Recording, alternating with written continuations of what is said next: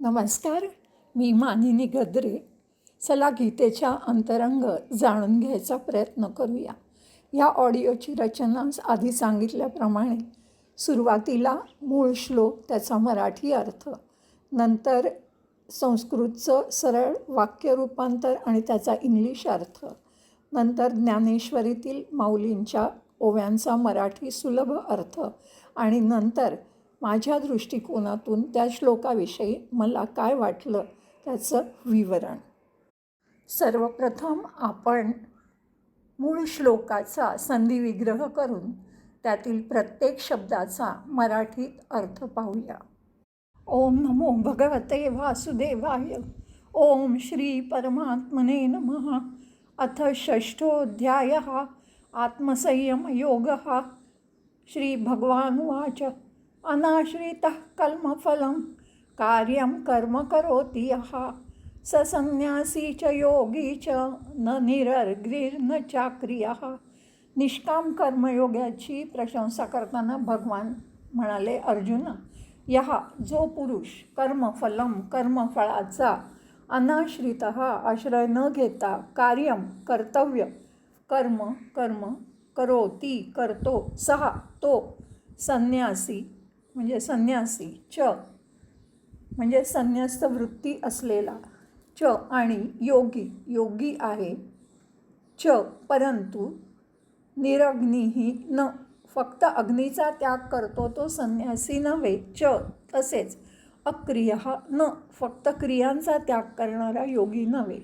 श्री भगवान म्हणाले, जो पुरुष कर्मफळाचा आश्रय न घेता कर्तव्य कर्म करतो तो संन्यासी आणि योगी होय, आणि केवळ अग्नीचा त्याग करणारा संन्यासी नाही किंवा क्रियांचा त्याग करणारा योगी नाही. ह्या अध्यायाला ध्यानयोग किंवा अभ्यासयोग असंही म्हणतात. यम संन्यासीम इति प्राहुर्योगम तम विद्धि पांडव न ह्य संन्यस्त संकल्पो योगी भवती कश्चन. संन्यास आणि कर्मयोग हे दोन्ही एकच कसे आहे ते सांगताना परमेश्वर म्हणतात, म्हणून पांडव हे अर्जुना, यम ज्याला संन्यास इति प्राहु असं म्हणतात, तम त्यालाच योग असं म्हणतात, विद्धी हे तू जाण, ही कारण असंन्यस्त संकल्प हा संकल्पांचा त्याग न करणारा कश्चन कोणताही पुरुष योगी न भवती होऊ शकत नाही.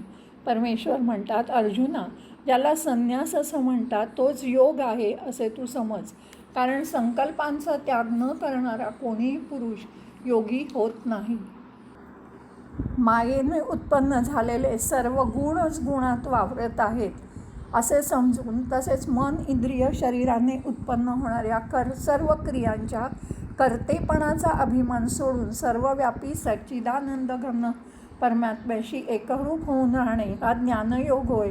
याला संन्यास किंवा सांख्ययोग इत्यादी नावं आहेत. आणि फलाचा आसक्तीचा त्याग करून भगवंताच्या आज्ञेप्रमाणे केवळ भगवंतासाठीच समत्व बुद्धीने कर्म करीत राहणे म्हणजे निष्काम कर्मयोग. याला समत्वयोग, बुद्धियोग, कर्मयोग, तदर्थ कर्म, मदर्थ कर्म, मत्कर्म इत्यादी नावं आहेत.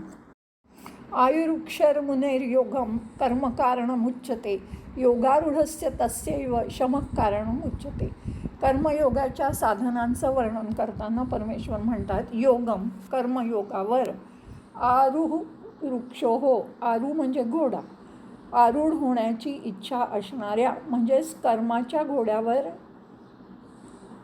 आरूढ कर्म योगाच्या प्राप्तीसाठी, मुने हे मननशील पुरुषाला कर्म योगाच्या प्राप्तीसाठी निष्काम भावनेने कर्म करणे हाच कारणम हेतू उच्चते सांगितला आहे. नंतर योगारूढ झाल्यावर तस्य योगारूढस्य त्या योगारूढ पुरुषाचा शम एव जो सर्व संकल्पांचा अभाव हाच कारण उच्चते म्हटला जातो. म्हणजेच योगावर आरूढ होण्याची इच्छा करणाऱ्या मननशील पुरुषाला योगाची प्राप्ती होण्यासाठी निष्काम कर्म करणे हाच हेतू सांगितला आहे. आणि योगारूढ झाल्यावर त्या योगारूढ पुरुषाचा जो सर्व संकल्पांचा अभाव असतो तोच कल्याणाला कारण असं सांगितलं आहे. यदा हि नेंद्रियार्थेषु न कर्म स्वनुषज्जते सर्व संकल्प संन्यासी योगारूढस्तदोच्यते.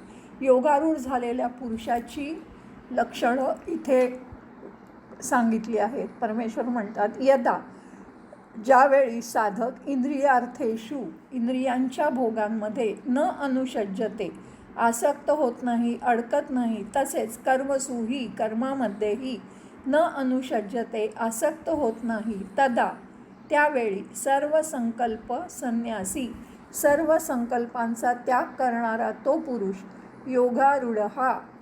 योगारूढ उच्चते म्हटला जातो.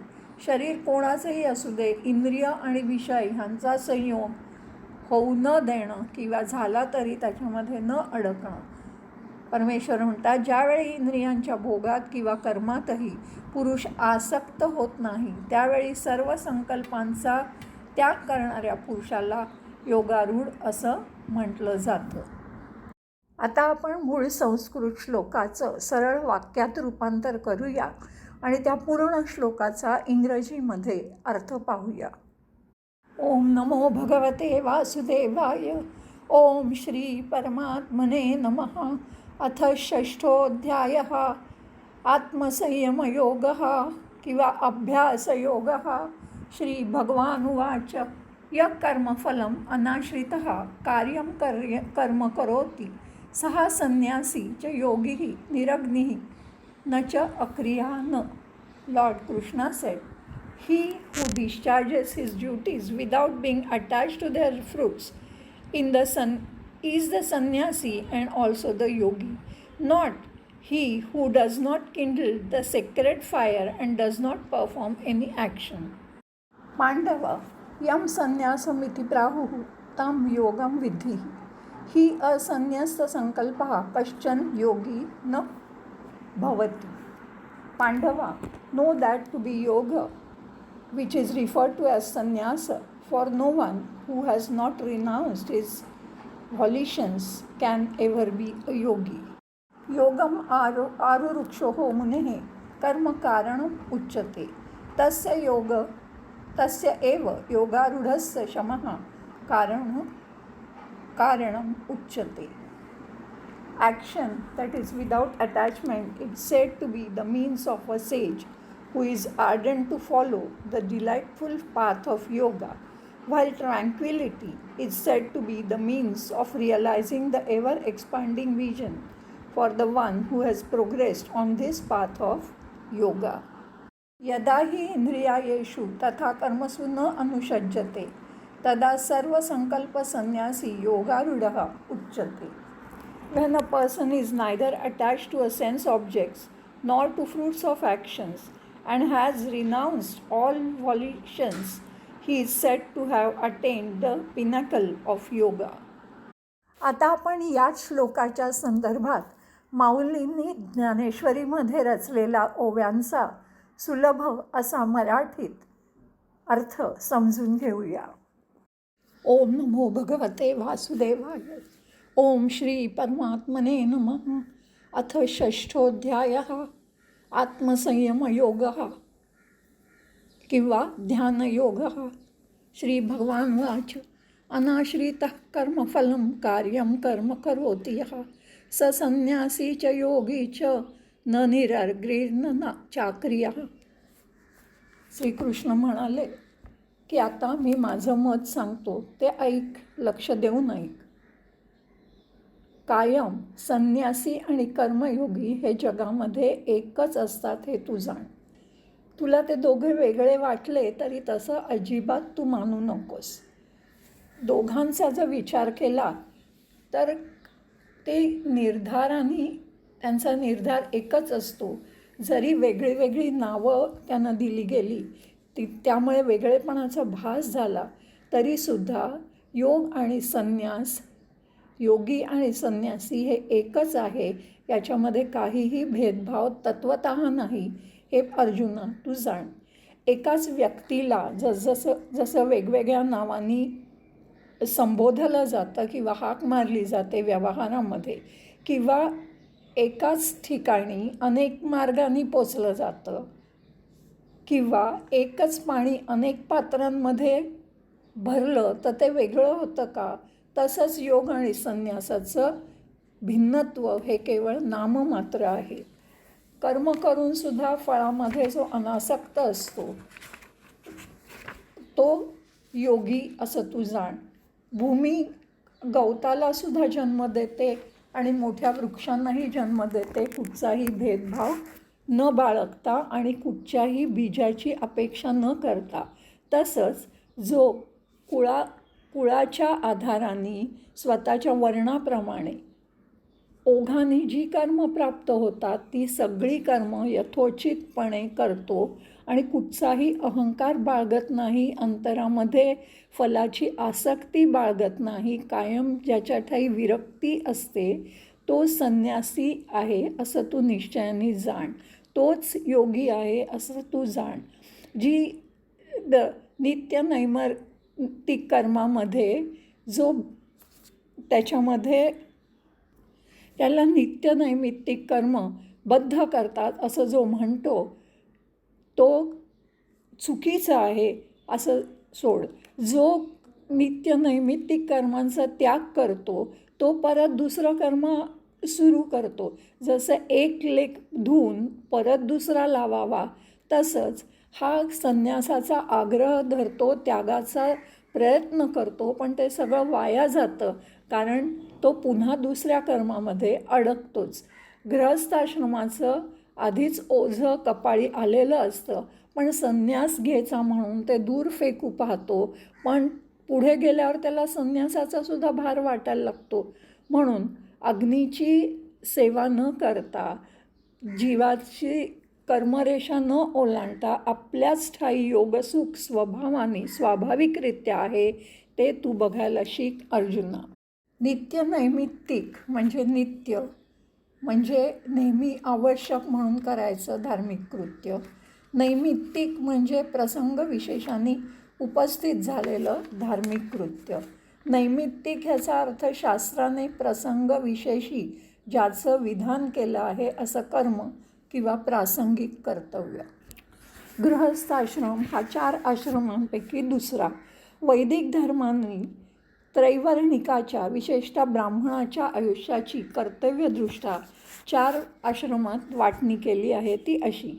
ब्रह्मचर्य आश्रम म्हणजे गुरुगृही ब्रह्मचर्य व्रतयुक्त राहून अध्ययन विद्यार्जन करणे, सामान्यतः 8व्या वर्षापासून पुढे 12 किंवा अधिक वर्ष. दुसरं म्हणजे गृहस्थाश्रम. विवाहानंतर संसार करीत असता अग्नी आणि अतिथी यांची सेवा करीत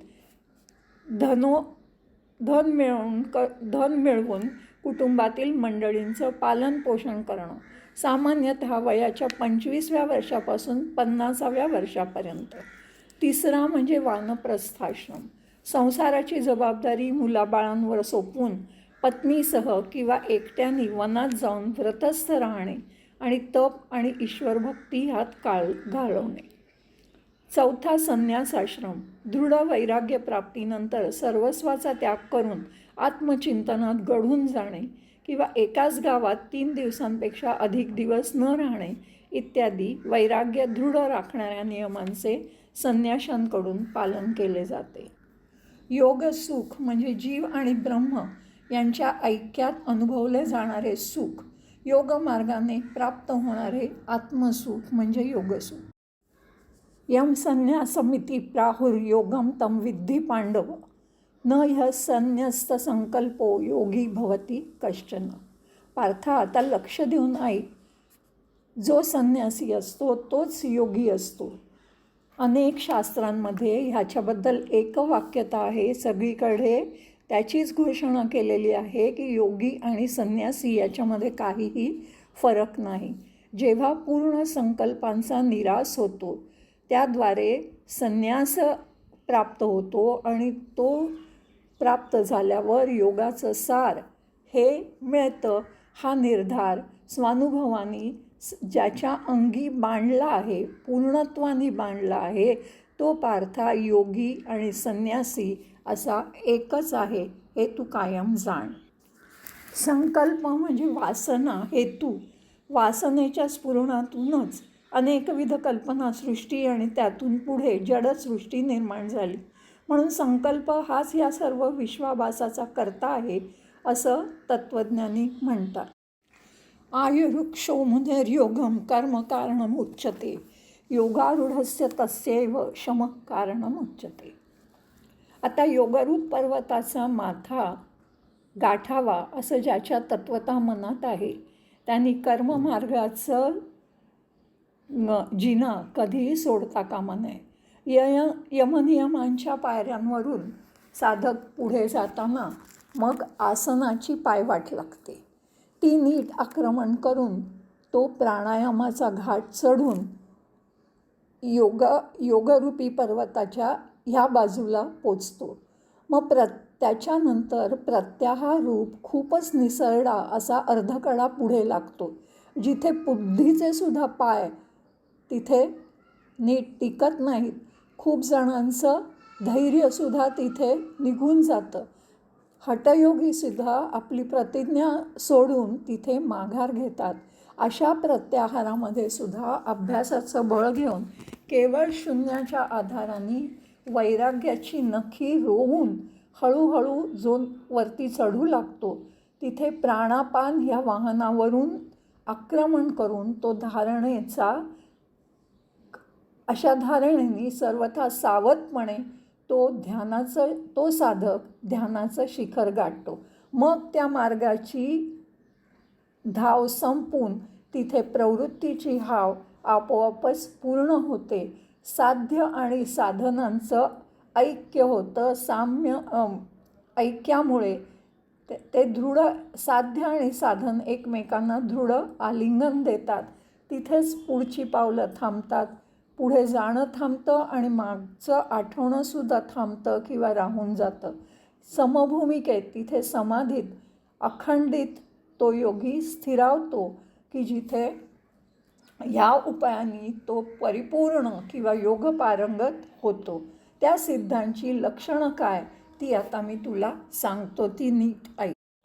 यमनियम, अष्टांग योग, 8 अंगांनी युक्त असा योगमार्ग राजयोग, अभ्यासयोग. त्याची 8 अंग आहेत. पहिलं आहे यम. यममध्ये अहिंसा, सत्य, अस्तेय म्हणजे चोरी न करणं, ब्रह्मचर्य आणि अपरिग्रह म्हणजे कोणापासूनही काही देणगी न घेणं.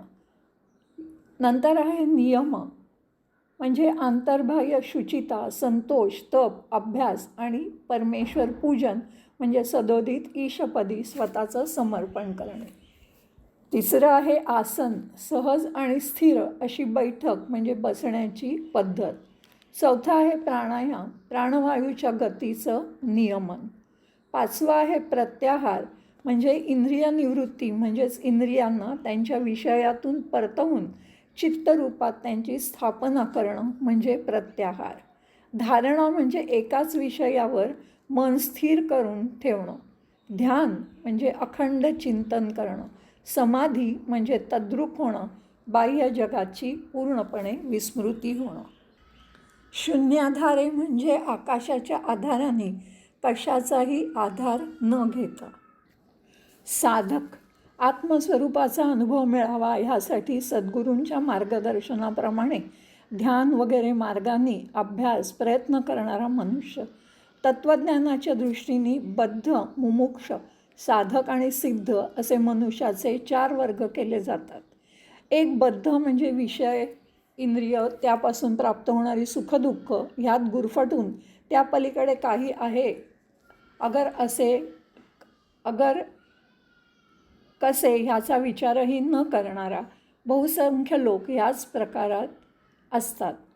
मुमुक्षू संसारातील सुखदुःखांची क्षणभंगुरता आणि अपूर्णता तीव्रतेने लक्षात आल्यामुळे त्याखेरीज अखंड सुख समाधानाचा मार्ग जाणून ऐहिक सुखदुःखातून सुटू इच्छिणारा. तिसरा साधक जो आरंभी दिलाय तो आत्मस्वरूपाचा अनुभव घेण्यासाठी ध्यान वगैरे सद्गुरूंच्या मार्गदर्शनाखाली करणारा.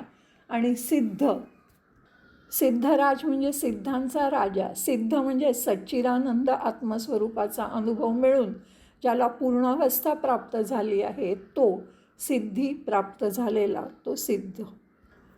साध्य साधना म्हणजे साध्य आणि साधन. साध्य म्हणजे जे मिळवायचे आहे, ज्याचा पूर्ण अनुभव मिळवण्यासाठी प्रयत्न चालू आहेत, ते परमात्म रूप. आणि दुसरं साधन म्हणजे परमात्म स्वरूपाचा अनुभव घेण्याचा मार्ग, ध्यान वगैरे. समाधी म्हणजे एकतानता. यदा हि न इंद्रियार्थेषु न कर्मस्वनुसज्जते सर्व संकल्प संन्यासी योगारूढस्तदोच्यते. पार्था, ज्याच्या इंद्रियांमध्ये कधीही विषयांच्या येरझाऱ्या नसतात, आत्मज्ञानरूप शेजेवर जो सतत स्वस्थपणे झोपलेला असतो, कधीही सुख दुःख काहीही आलं तरी त्याचं मन त्याच्यामध्ये जागं होत नाही किंवा हलत नाही. विषय जरी जवळ आले तरी हे काय त्यांना तो ओळखत नाही. सगळी इंद्रिय जरी आपापले व्यापार सतत करत असली तरी कर्महेतूमध्ये कधीही त्याचं मन हाव बाळगत नाही. देही असूनसुद्धा देहाबद्दल उदासीन असतो. जागृतीतसुद्धा तो जणू काही झोपलेलाच असतो. असा माणूसच सिद्ध योगारूढ आहे हे तू ओळख. असं ऐकल्यावर पार्थ म्हणाला की मला मोठंच नवल वाटते की ह्या योगारूढाला असं थोरपण देतं तरी कोण. त्या देही म्हणजे शरीर असलेला. प्रत्येक जीव आपल्या देहामार्फत कार्यकारी होत असतो, म्हणून जीव ह्या अर्थी देही हा शब्द वापरतात. आता या श्लोकाबद्दल माझ्या दृष्टिकोनातून मला काय वाटतं ते आपण पाहूया. 6वा अध्याय म्हणजे आत्मसंयम किंवा ध्यान किंवा अभ्यासयोग. कर्मयोगाचं महत्त्व आत्तापर्यंत परमेश्वरांनी सांगितलं आणि असा जो कर्मयोगी असतो त्या निष्काम कर्मयोगाची स्तुती इथे परमेश्वर करताना दिसत आहेत. पहिल्याच श्लोकात ते स्पष्ट करतात की केवळ अग्नीचा त्याग करणारा हा संन्यासी नसतो आणि क्रियांचा त्याग करणारा हा योगी नसतो, तर जो निष्कामपणे त्याला प्राप्त झालेली नियत कर्तव्य कर्म करतो तोच संन्यासी आणि योगी असतो. जोपर्यंत संकल्प आणि विकल्प असतात तोपर्यंत परमेश्वराशी योग होणं अशक्य आहे. संन्यास आणि कर्मयोग एकच आहे. कर्म करण्यामध्ये निष्काम असल्यामुळे काही संकल्प नसतात आणि त्या संकल्पाच्या अभावामुळेच त्या योगाचं कल्याण होतं. असा योगावर आरूढ झालेला मुनी इंद्रियांच्या भोगात किंवा करत असलेल्या कर्मामध्ये आसक्त होत नाही. अशा तऱ्हेने 1 ते 4 ह्या श्लोकांमध्ये निष्काम कर्मयोगाचा विषय आणि योगारूढ पुरुषाची लक्षणं परमेश्वरांनी सांगितलेली आपल्याला दिसत आहेत. गीतार्थ जाणून घ्यायला पुन्हा भेटूया. मनःपूर्वक धन्यवाद.